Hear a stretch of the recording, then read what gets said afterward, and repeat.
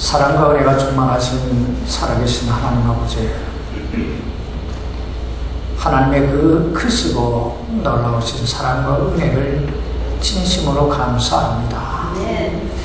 우리 모두는 우리의 죄로 인하여 죽을 수밖에 없었고, 그리고 심판받아 지옥에 갈 수밖에 없었지만, 하나님께서 우리를 지극히 사랑하사 다투심의 하나밖에 없는 독생자 예수 그리스도를 이 땅에 보내주심으로 저희의 죄가 사함받게 하시고 참 하나님의 귀한 아들, 딸들로 거듭나게 해주신 것을 감사합니다.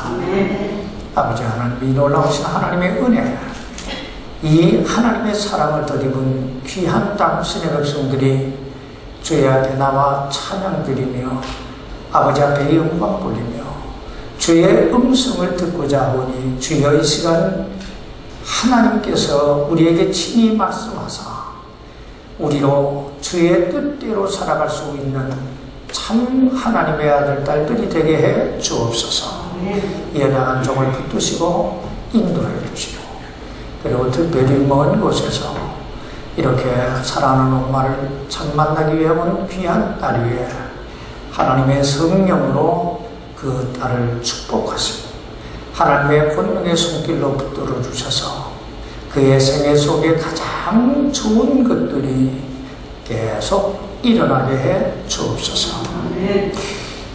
살아계신 우리 주 예수님의 이름으로 간절히 기도하옵나이다. 아멘. 우린 지난주에 내가 너를 파라오에게 보내리니 이로써 내가 내 백성 곧 이스라엘 자손을 에집트에서 데리고 나가리라는 이 하나님의 사명 앞에서 이 핑계를 대면서 나는 그 일을 감당할 만한 인물이 못 된다고 주저하던 모세가 하나님께서 그에게 모든 기적과 능력을 더접혀 주시자 드디어 하나님의 말씀에 순종하여 에집트의 파라오에게 가기로 결정하고 그 장인 이드로에게 찾아가 작별 인사를 나누는 장면을 봤습니다. 오늘은 지난주에 이어서 모세가 이집트로 내려가서 어떻게 그 하나님의 사명을 감당하게 되는가를 살펴보십시다. 먼저 출애굽기 4장 20절 말씀을 보시기 바랍니다. 모세가 자기 아내와 아들들을 데려다가 나귀에 태우고 이집트 땅으로 돌아갔으며 하나님의 막대기를 자기 손에 잡았더라. 여러분, 지금 모세가 어떤 막대기를 자기 손에 잡고 에집트로 내려가고 있습니까? 하나님의 막대기.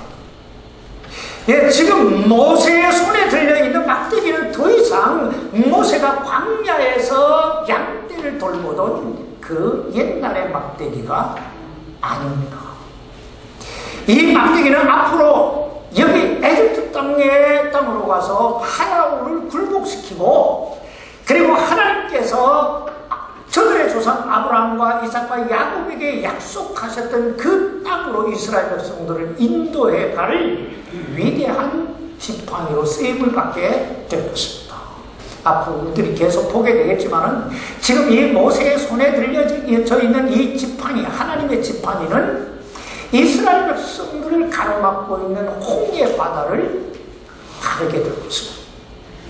그리고 이스라엘 백성들이 광야에서 여기 정말 굶주린 여기에 목마름 속에 헤매일 때에 반석에서 산물이 솟아나게 하는 위대한 일을 하게 될 것입니다.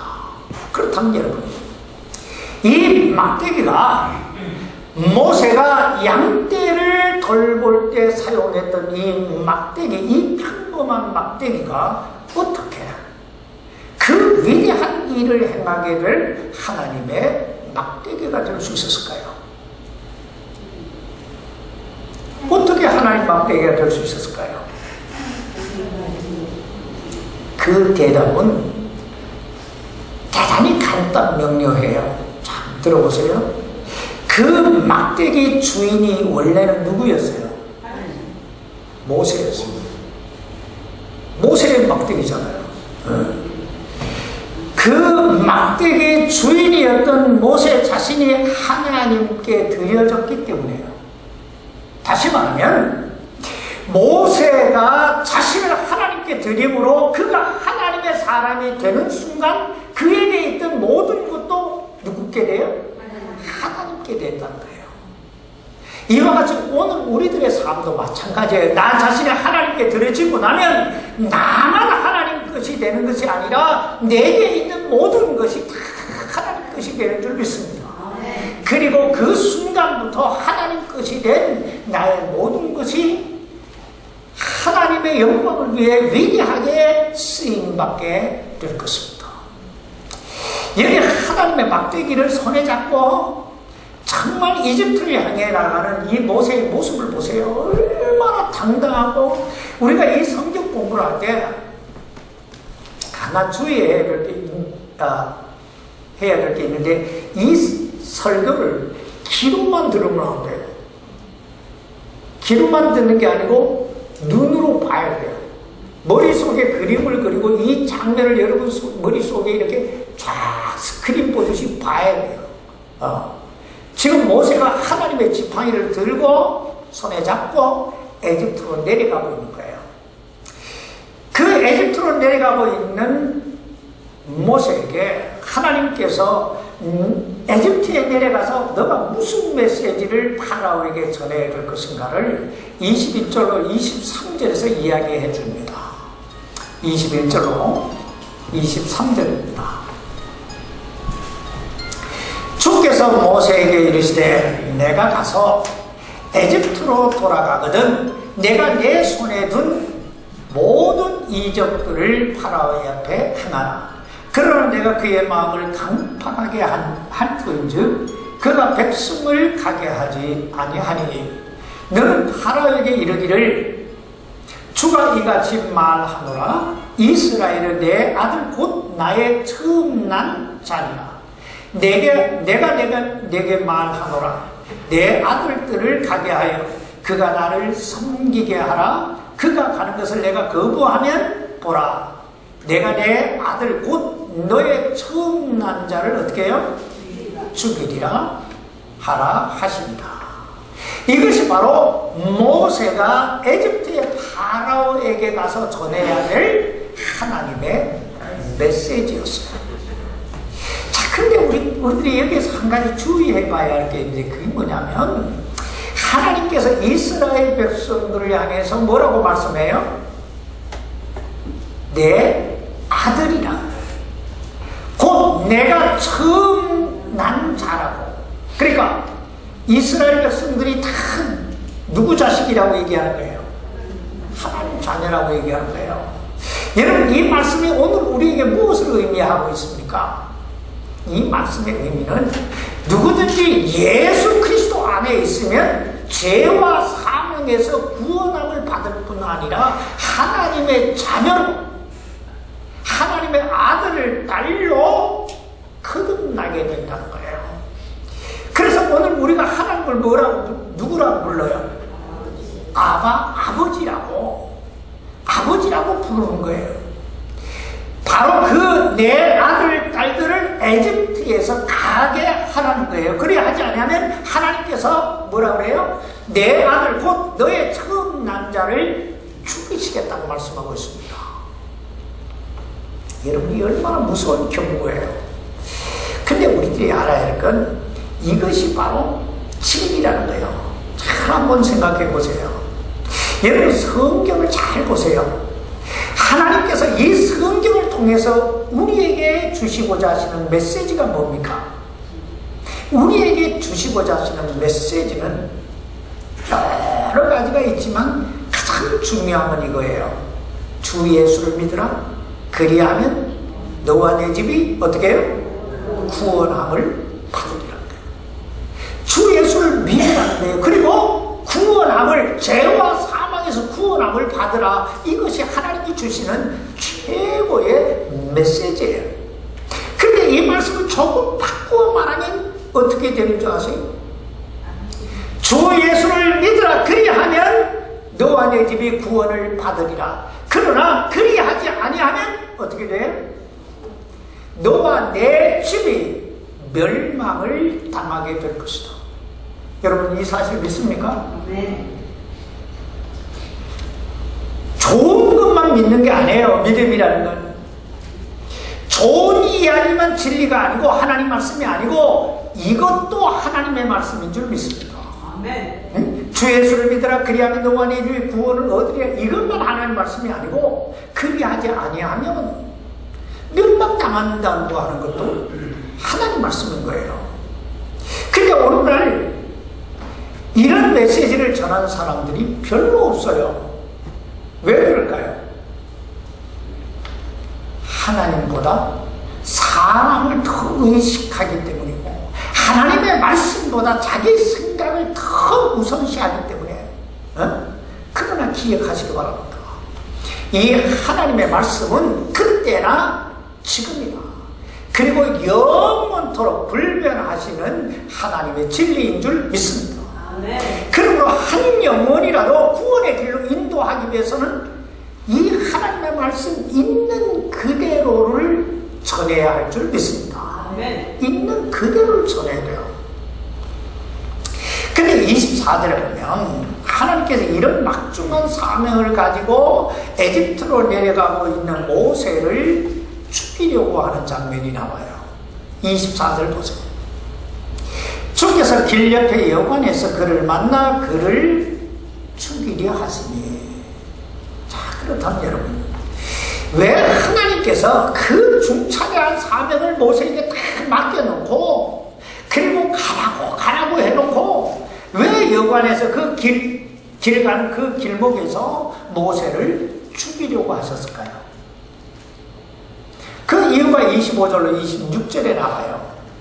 그때 십보라가 예리한 돌을 취해 자기 아들의 표피를 베어 그의 발 앞에 던지며 이르되 당신은 참으로 내게 피 흘리는 남편이로다 하며 이에 그분께서 그를 가게 하시니라. 그때 그녀가 말하기를 당신은 피 흘리는 남편이로다 한 것은 할례 때문이었더라. 여러분, 왜 하나님께서 모세를 죽이려고 하셨다고요? 할례 때문에. 우리들이 창세기 17장을 공부하면서 이거 다 본 거예요. 거기에 보면 하나님께서 아브라함에게 내가 너에게 아들을 주시겠다 약속하시면서 아브라함과 한 언약을 맺으시지요. 그 언약은 내게서 태어날 모든 씨가 뭘 받아요? 할례를 받아야 할 것이다 하는 거예요. 근데 만약 이 할례를 받지 아니하면 그가 아무리 이스라엘 가문의 혈통을 통해 태어났다 할지라도 이스라엘 자손이 될 수 없다는 거예요. 이건 그만큼 뭐가 중요하다? 할례가 중요하다는 거예요. 근데 모세는 어찌된 영문인지는 몰라도 첫 번째 아들 게르솜에게는 할례를 행했는데 두 번째 아들 엘리에셀에게는 할례를 행하지 않았어요. 성경은 모세가 왜 둘째 아들 이 엘리에셀에게는 할례를 행하지 않았는지 자세히 나와 있지 않아요. 그러나 오늘 이 출애굽기 4장 25절로 26절까지 말씀에 미뤄볼 때 아마 그의 아내였던 십보라가 이 할례에 대해 반대했던 것 같아요. 왜냐하면 십보라는 원래 누구 자손이에요? 아브라함이 두 아들을 낳지요. 두 아들을 낳았는데 첫 번째 아들은 누구예요? 이스마엘. 두 번째 아들은 이삭이에요. 그런데 사실상 아브라함의 후손은 누구예요? 혈통은 이삭이에요. 그래서 이스마엘은 쫓겨나죠. 이스마엘은 쫓겨나요. 바로 이 미디안 광야에서 모세가 만난 미디안 제사장 이드로는 바로 이스마엘 혈통이에요. 그러니까 십보라는 누구 혈통이에요? 이스마엘 혈통이에요.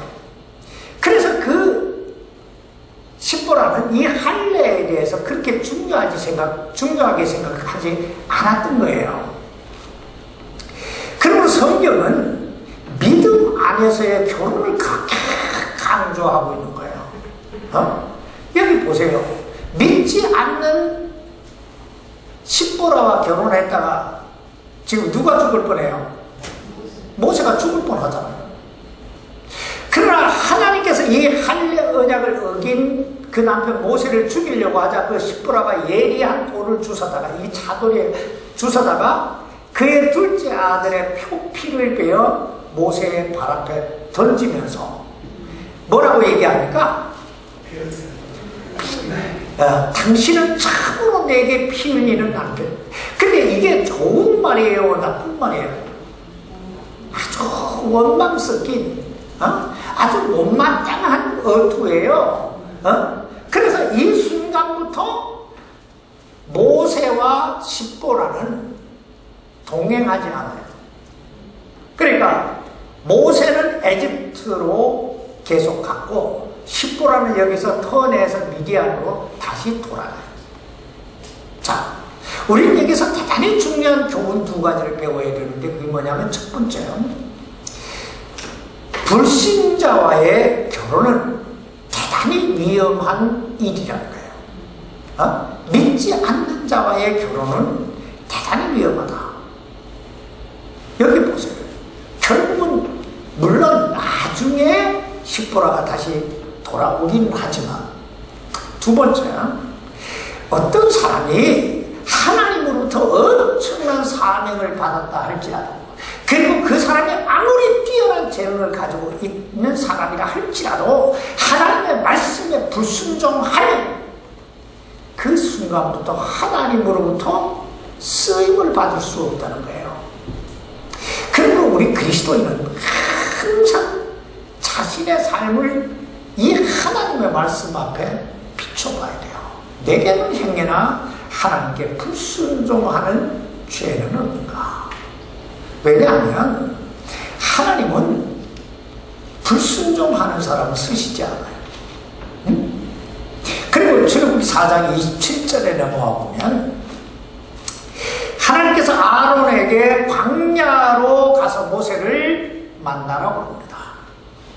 그래서 아론과 모세가 광야에서 만나요. 27절입니다. 주께서 아론에게 이르시되 광야로 가서 모세를 맞으라 하시매 그가 가서 하나님의 산에서 모세를 만나 그에게 입을 맞추니. 여러분, 모세와 아론이 몇 년 만에 다시 상봉하게 돼요?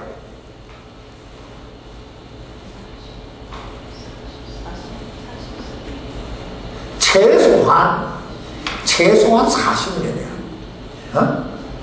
보세요. 미디안 광야로 모세가 도망온 지 몇 년이요? 40년이잖아요. 그러니까 모세가 여기 에집트 궁중에 있을 때는 한두 번 만났다고 쳐치고 한 40년 만에 만난 거예요. 그리고 28절에 보면 자기 아론을 만난 모세가 자기를 보내신 하나님의 모든 말씀과 자기에게 명하신 모든 표적을 그에게 보여줍니다. 28절입니다. 모세가 자기를 보내신 주의 모든 말씀과 또 그분께서 자기에게 명하신 모든 표적을 아론에게 고하니라. 그리고 29절에 보면 모세와 아론이 에집트로 들어가서 이스라엘 자손의 모든 장로들을 모읍니다. 29절입니다. 모세와 아론이 가서 이스라엘 자손의 모든 장로를 함께 모으니라. 그리고 30절에 가면 아론이 하나님께서 모세에게 명하신 모든 말씀을 전하면서 그들 앞에서 하나님께서 모세에게 주신 표적들을 보여주지요. 30절입니다. 아론이 주께서 모세에게 이르신 모든 말씀을 말하고 백성의 눈앞에서 표적을 행하니, 자, 그러자 이스라엘 백성들이 어떻게 반응해요? 31절입니다. 다 같이 읽읍시다. 시작. 백성이 믿었으며 또 주께서 이스라엘 자손을 찾아오시고 그들의 고난을 살펴보셨다는 것을 듣고 머리 숙여 경배하였더라. 자, 아마 이 장면을 보면서 모세의 마음속에 어떤 생각이 들었을까요? 이스라엘 백성들을 만나서 저들에게 하나님 말씀을 전하고 그리고 하나님께서 자기에게 주신 그 표적들을 보여주니까 이스라엘 백성들이 어떻게 반응해요? 믿었지요. 그 다음에 머리 숙여 하나님을 경배하지요. 자, 이런 장면을 쫙 보면서 모세는 어떤 생각을 하게 됐을까요? 아, 이제부터 일이 잘 풀려나가겠구나, 이런 생각을 하게 됐을 거네요.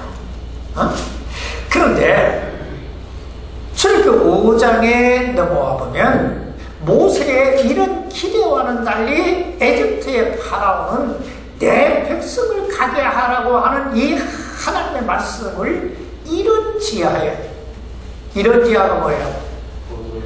한마디로 그냥 딱 거절해버려요. 여기 5장 1절로 2절 말씀 보시기 바랍니다. 그 뒤에 모세와 아론이 들어가 파라오에게 고하되 주 이스라엘의 하나님이 이같이 말하노라. 내 백성을 가게 하여 그들이 광야에서 나를 위해 명절을 지키게 하라 하니 파라오가 이르되 주가 누구이기에 내가 그의 음성에 순종하여 이스라엘을 가게 하겠느냐. 나는 주를 알지 못하며 이스라엘도 가게 하지 아니하리라 하며. 여러분, 이걸 보고 큰 어떤 이 벽에 부딪혔다, 이렇게 말합니다. 벽에 부딪혔다. 하나님이 누구이기에. 그 당시 이집트 사람들은요, 여러 다신론주의자들이었어요. 그러니까 여러 종류의 신들을 섬겼어요.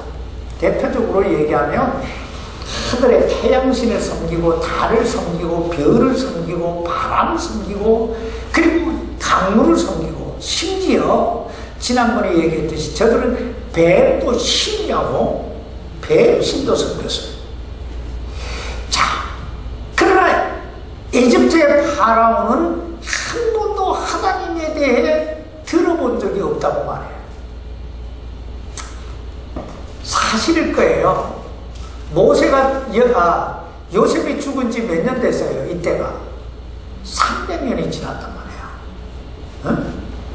자, 그도 그럴 것이 이 당시만 해도 하나님은 이스라엘 백성들 안에서만 알려진 분이었단 말이에요.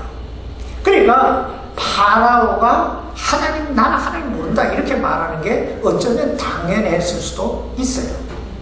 그러므로 모세가 주 이스라엘의 하나님이 내 백성을 가게 하라 하신다 하자 파라오는 조롱하듯이 하나님이 누구이기에 내가 그의 음성에 순종해야 되냐? 나는 하나님을 알지 못하니까 나는 이스라엘 백성들을 가게 할 수 없다. 한마디로 딱 거절해버려요. 그러자 모세가 다시 한번 권면을 해요. 근데 자세히 보니 권면이라기보다는 경고라고 말할 수 있어요. 3절을 보세요. 다 같이 읽읍시다. 시작. 그들이 이르되 히브리 사람들의 하나님께서 우리를 만나셨은즉 원하는데 우리가 사흘 길쯤 사막으로 가서 주 우리 하나님께 희생물을 드리게 하소서. 그분께서 역병이나 칼로 우리를 덮치실까 염려하나이다 하니. 이 말씀 좀 쉽게 해석하면 이런 뜻이에요. 파라오여, 하나님의 말씀대로 이스라엘 백성들을 우리를 가게 해 주십시오. 만약 그리하지 아니하면 하나님께서 이 이집트 땅에 역병과 칼로 심판하실 것입니다. 그럼 이 말씀은 권면이 아니고 경고예요. 그러나 파라오는 이 하나님의 말씀, 이 하나님의 경고에 대해서 어떻게 반응합니까? 4절 보세요. 이집트 왕이 그들에게 이르되 모세와 아론아, 너희가 어찌하여 백성으로 하여금 그들의 일을 하지 못하게 하느냐? 너희는 가서 너희의 짐이나 지라 하고. 근데 사실은 오늘날 이런 사람들이 얼마나 많아요.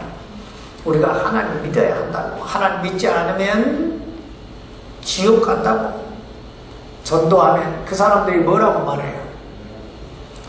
니나 잘 믿어. 니나 잘. 니나 잘.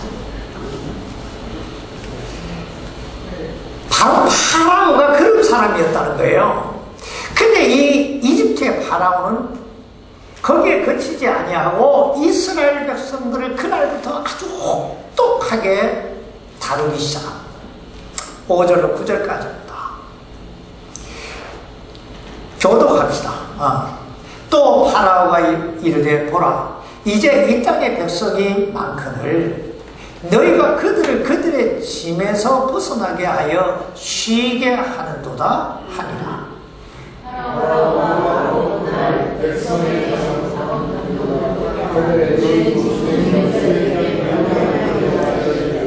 너희는 이전과 같이 벽돌을 만드는데 필요한 짚을 백성에게 더 이상 주지 말고 그들이 가서 스스로 짚을 거두게 하며 또 그들이 지금까지 만든 벽돌의 수레로 그들에게 보고하고 거기서 조금 더 주리까 그들이 대응으로 소리질러 이르기를 우리가 가서 우리 하나님께 희생을 드리자 하니 그 사람들에게 더 많은 일을 주고 그들이 그 일로 수고하게 하여 헛된 말에 주의를 기울이지 못하게 할지니라 하였더라.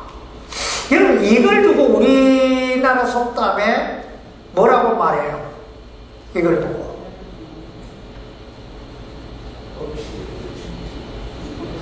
엎친데 덮친 격은 아니에요. 엎친데 덮친 격도 비슷하긴 하지만 그건 아니고, 요걸 보고 혹 때려갔다가 혹 붙였다. 혹 때리다가 혹 더 붙였다. 그렇잖아요. 괜히 하나님께 예배 드리러 가겠다고 말했다가 그냥 짐만 더 지게 된 거예요. 이처럼 이스라엘 백성들 편에서 보면 누구 때문에? 모세 때문에. 더 혹독하게 일만 하게 생긴 거예요. 응? 여기 10절로 12절 말씀 보세요. 백성의 자국 감독들과 그들의 직무 수행자들이 나가서 백성에게 말하여 이르되 파라오가 이같이 말씀하시느니라. 내가 너에게 짚을 주지 아니하리니 너희는 짚을 찾을 수 있는 곳으로 가서 주우라. 그러나 너희 일은 조금도 줄이지 아니하리라 하매 이에 백성이 이집트 온 땅에 두루 널리 흩어져 집 대신에 곡초 그루트기를 거두니라. 이 얼마나 혹독한 참 정책이에요. 생각해보세요. 그 당시 보편적으로 벽돌을 만들려면 진흙에다가 짚을 넣어서 이렇게 섞어서 이걸 버무려 가지고 틀에다가 이런 네모난 틀에다가 그 흙을 부어서 빼지요. 그래서 벽돌을 만들어요. 우리나라 옛날에 다 그렇게 만들었어요. 앞으로 그런 일을 또 하게 될지도 몰라요. 그런데 짚을 주지 않겠다는 거예요.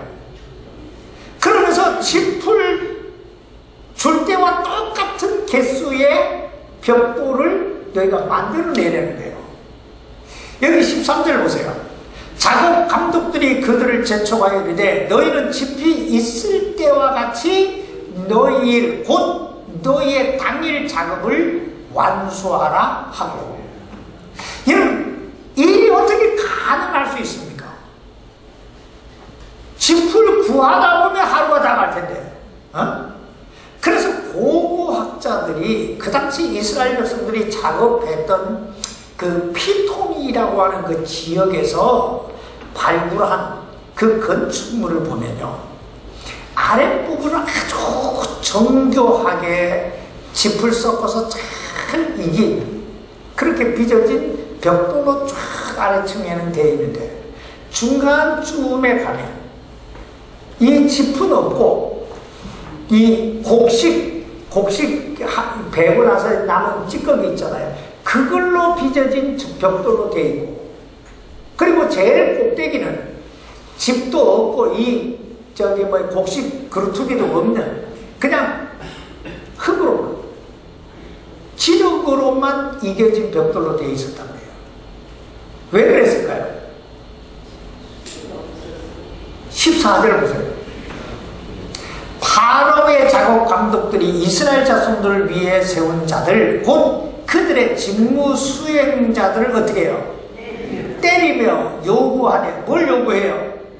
너희가 어찌하여 어제와 오늘 벽돌 만드는 작업을 이전과 같이 다 마치지 아니하였느냐 하니라. 보세요. 집도 주지 않으면서 어제와 똑같은 개수의 벽돌을 빼내라고 하니까 집 주소로 갈 시간이 어디 있어요? 그냥 있는 대로 기능만 넣어가지고 그냥 벽돌 찍어낸 거예요. 이제 부실 공사가 시작되는 거예요.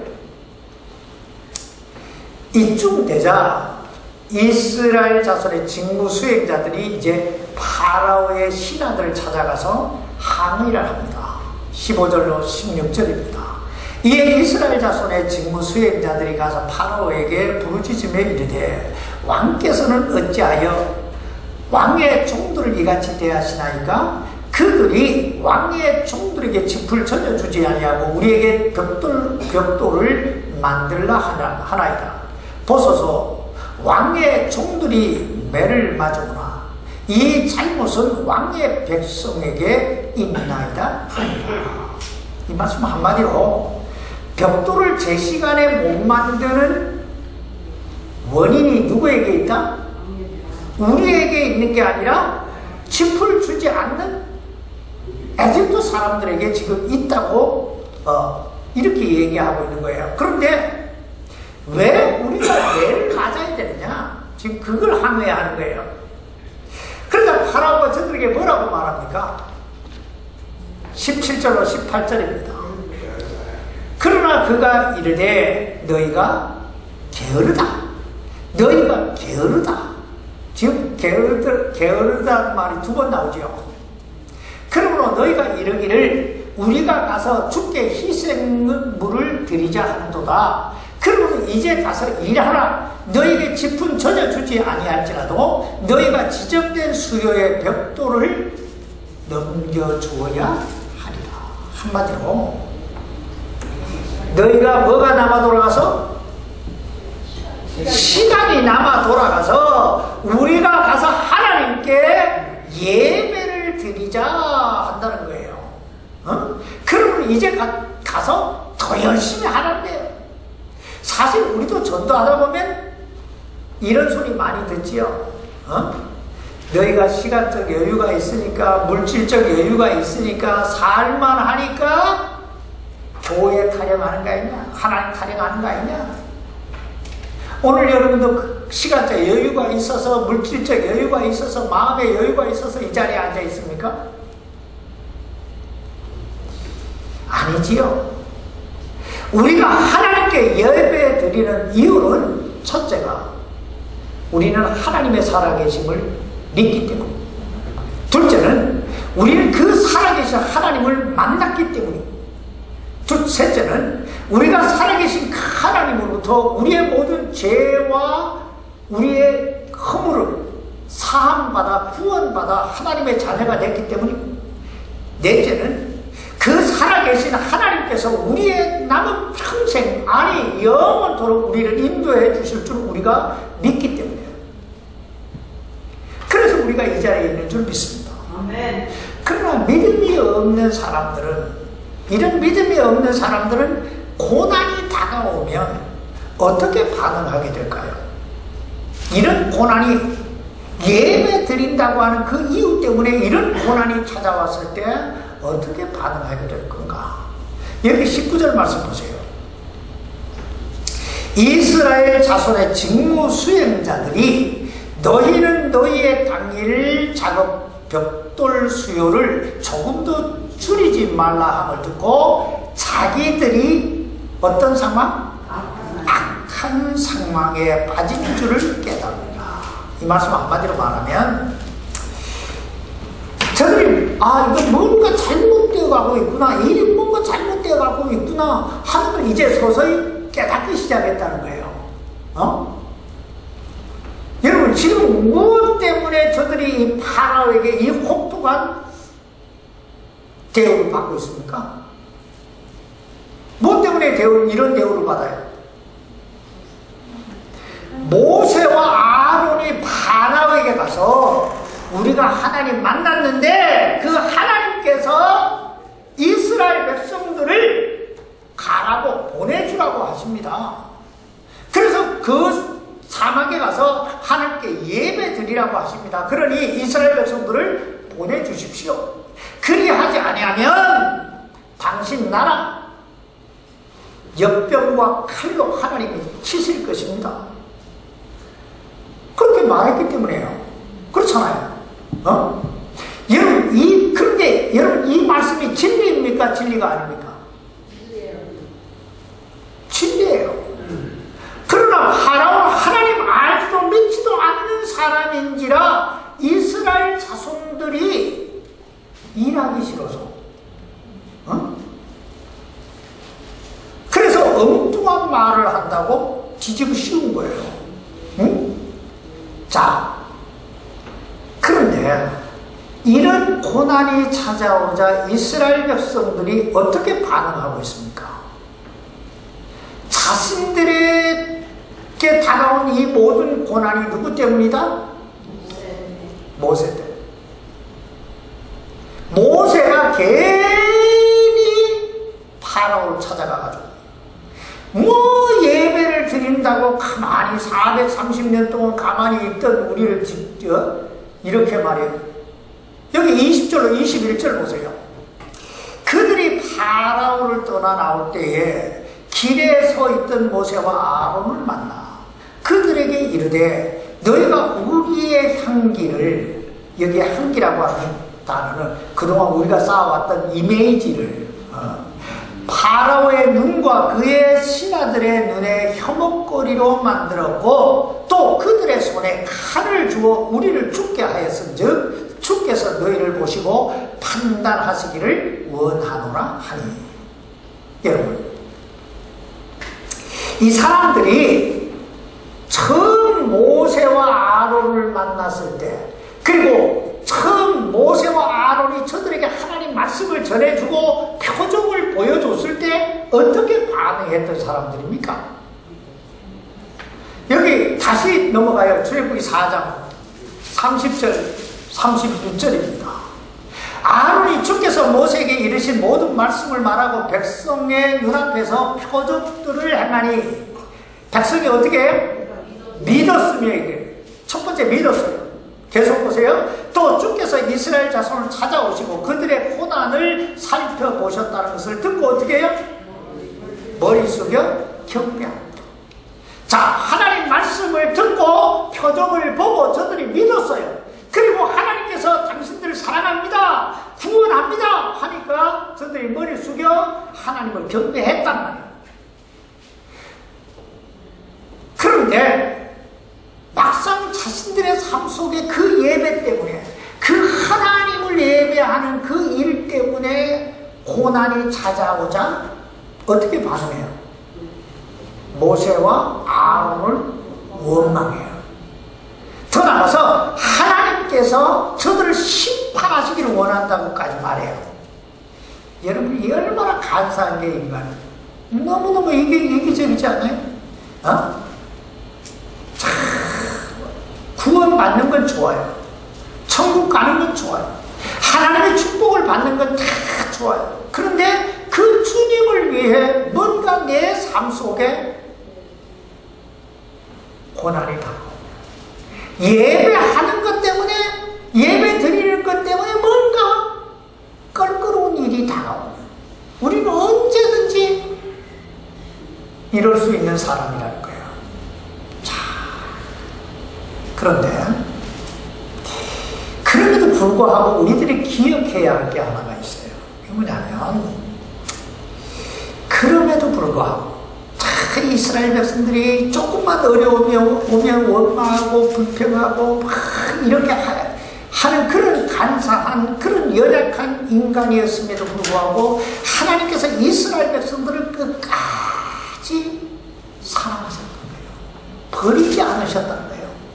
그러므로 우리도 나타난 그 사람의 믿음의 정도를 보고 현재 보여진 그 사람의 삶의 모습을 보고 그 사람을 평가하거나 판단하지 말아야 돼요.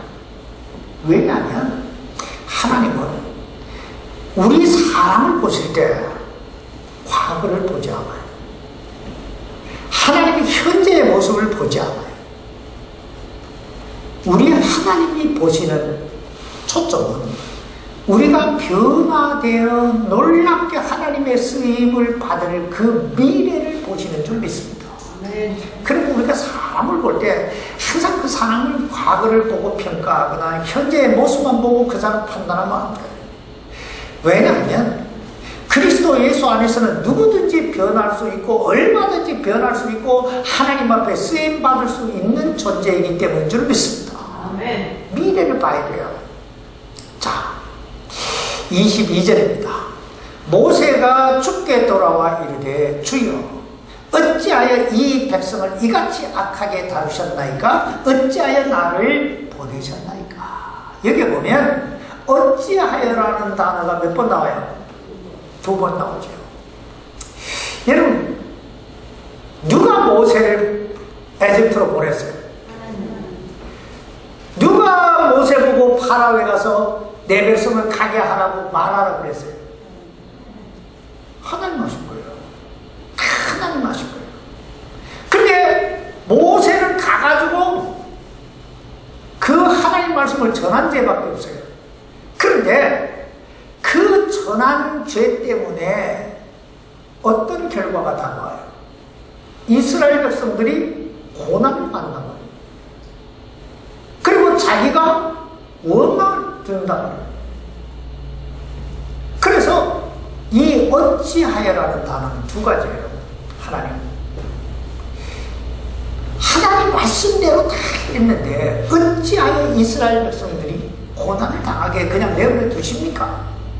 또 하나는 하나님 시키시는 대로 내가 다 했는데 내가 왜 이렇게 원망을 당해야 됩니까?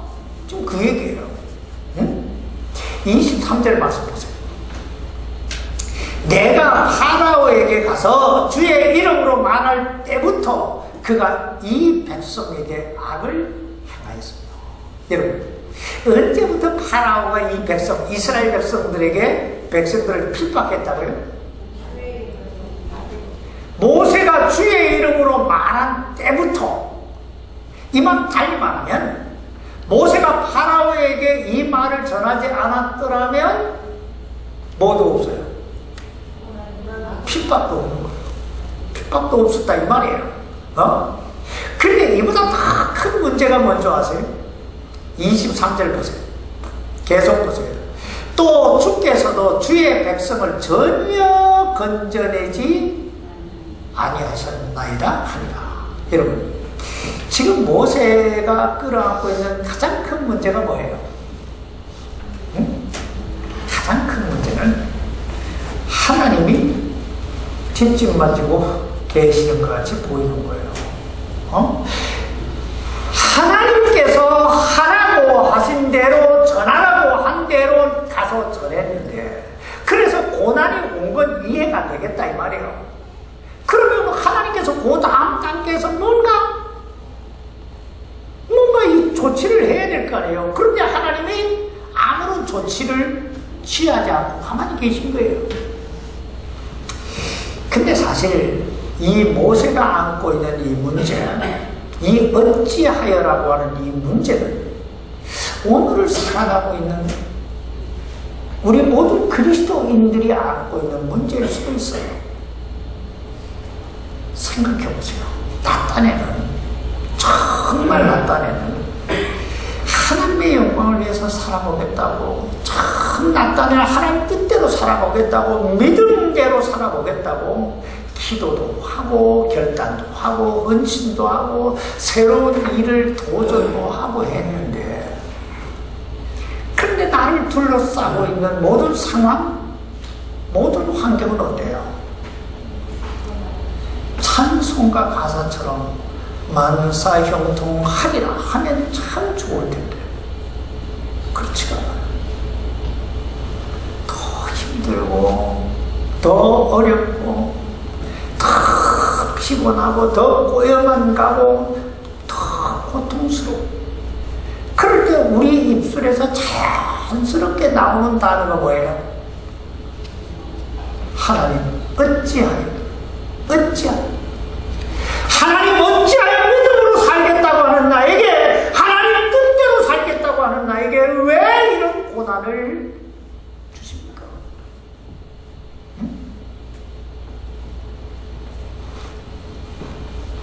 우리 다음 주에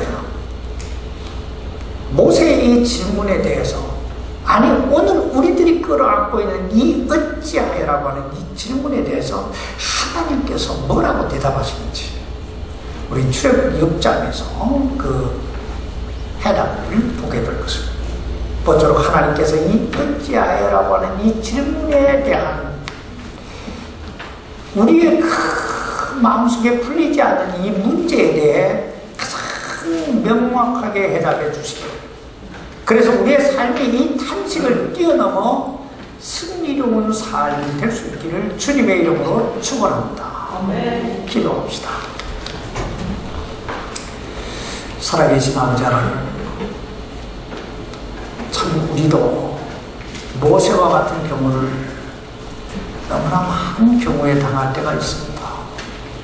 나 딴에는 정말 하나님 뜻대로 살고자, 하나님의 영광을 위해 살고자, 믿음으로 살고자, 이렇게 저렇게 결단도 하고 참 열심히 노력도 하고 기도도 하고 헌신도 했는데 다가온 결과물은 그렇지 못한 경우를 우리는 많이 경험합니다. 물론 우리의 이기적인 욕심들 때문에, 하나님과의 약속을 우리가 저버렸기 때문에 이런 고난을 당하는 경우도 있지만, 그렇지 않은 경우에도 참 이런 일을 당할 때가 있습니다. 더 피곤하고 더 힘들고 더 아프고. 하나님, 이 문제에 대해 우리가 명확한 하나님의 답을 듣게 해주시고, 이제는 하나님 뜻이 무엇인가 깨달아 알아서 원망하는 자리에서 찬송하는 자리로, 불평하는 자리에서 감사하는 자리로 우리의 삶의 자리가 옮겨가게 해 주옵소서. 우리 하나님께서 우리 성도들 삶 속에 하나님의 놀라운 은혜를 오늘도 충만히 덧입혀 주시기를 예수님의 이름으로 기도하옵나이다. 아멘.